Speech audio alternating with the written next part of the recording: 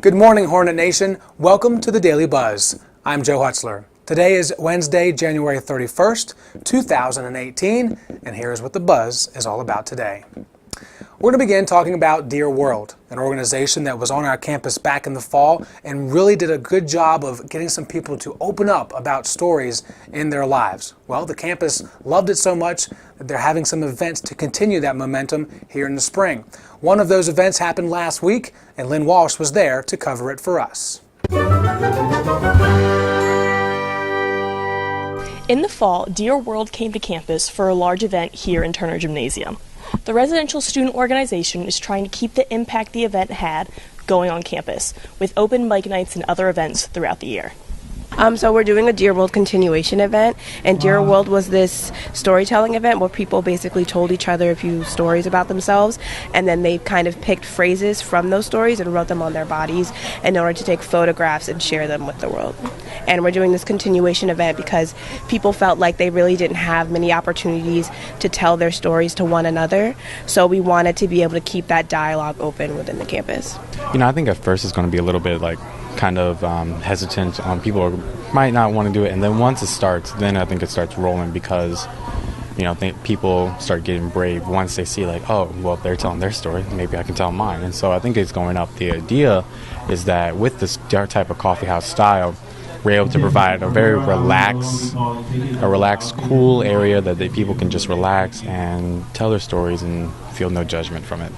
So we're doing it open mic style. There's a mic on stage. You can come up, you can talk, you can do a poem, a rap, a song. It's really up to them. We didn't want to be too limiting with the format because we didn't want to dictate how people told their stories. We wanted them to do it in a way that was comfortable for them.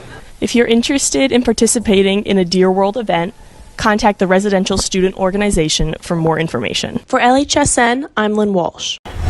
Looking forward to more to come from Dear World and Lynchburg College. Now on to some events happening tonight in the world of sports here at Lynchburg. Women's basketball battles Guilford tonight at 7 o'clock. Our coverage will begin at 6:45, and don't forget, it is a Code Red game. So come out to the game, be loud and be proud to be a Hornet, and also wear your red. The men will be right down the street taking on the Wildcats of Randolph College on Rivermont Avenue. That game begins promptly at 7 p.m. as well. And looking ahead to tomorrow, men's tennis is in action for the first time in this spring.